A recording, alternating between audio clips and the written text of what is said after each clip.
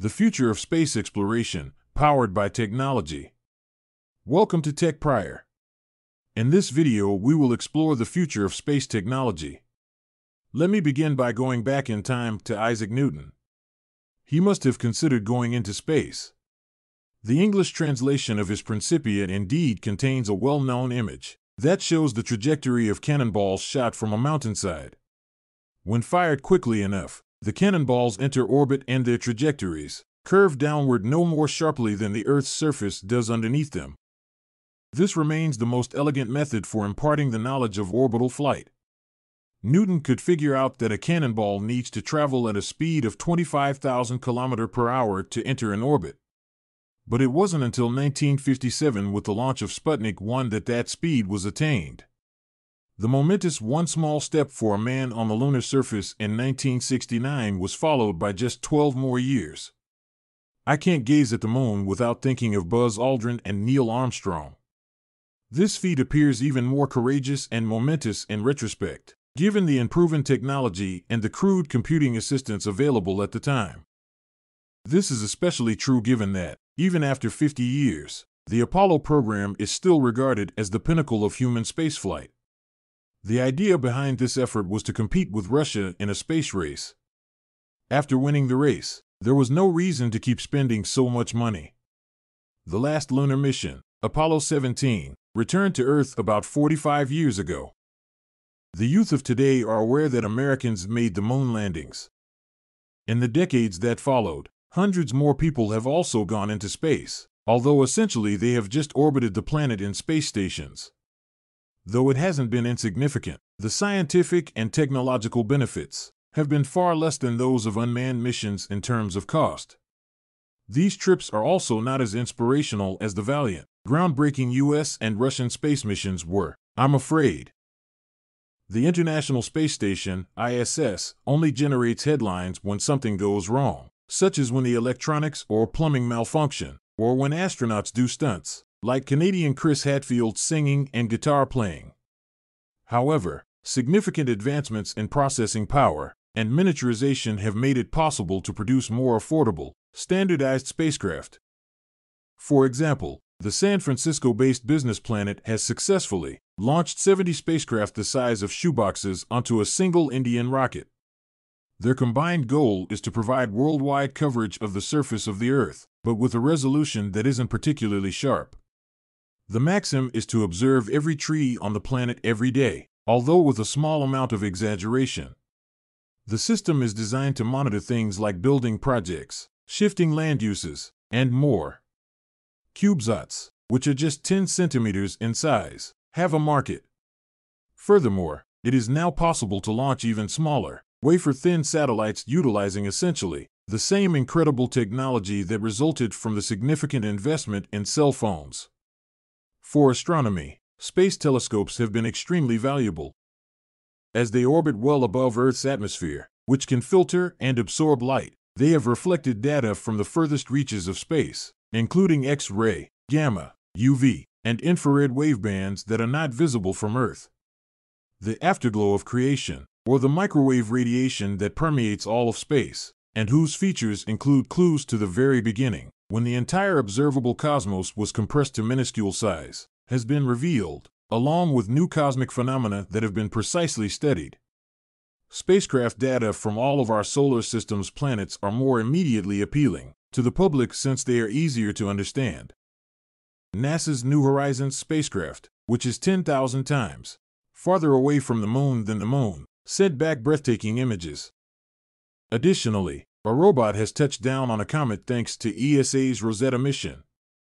These spacecraft represent antiquated technology because they required 5 years to develop and construct and 10 years to go to their far-off destinations. Furthermore, Cassini is even older. It was launched more than 20 years ago, and it was the last spacecraft to crash into Saturn in late 2017. Imagine how much more advanced today's follow-ups to these missions could be given how much mobile phones have progressed in the last 15 to 20 years. Flotillas of tiny robotic ships, interacting with one another like a flock of birds, will explore and map the whole solar system this century, including the planets, moons, and asteroids. massive robotic fabricators will be able to build various objects, including enormous solar energy collectors, in space. The colossal gossamer-thin mirrors of the Hubble telescope's successors, built in zero gravity, will let us see stars, galaxies, and the vast universe. The mining and manufacture of space would be the next stage. And using minerals collected from asteroids for manufacture in space will be more beneficial than returning them to Earth.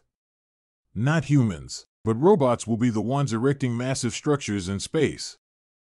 Advanced robots will visit the outer planets, as radio signals to these worlds travel over hours or even days. Direct control from Earth is not an option. These robots will need to use deep learning and artificial intelligence techniques to make judgments on their own. These robots won't resemble humans in terms of size or form. People have evolved to fit the surroundings of Earth.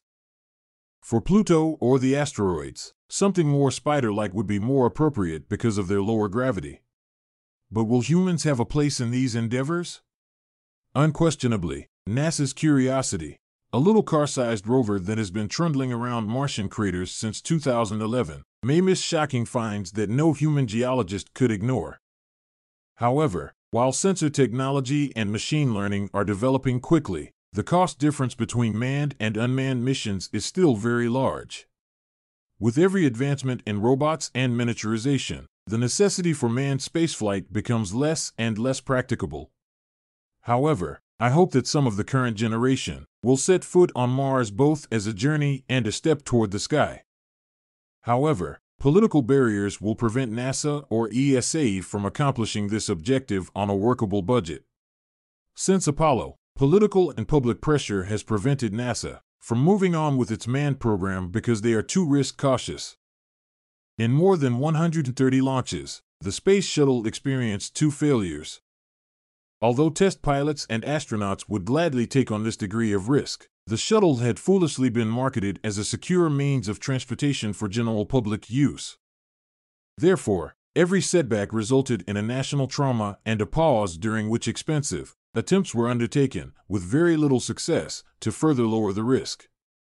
China may be willing to launch an Apollo-style program, and it possesses the necessary resources and a dirigiste administration.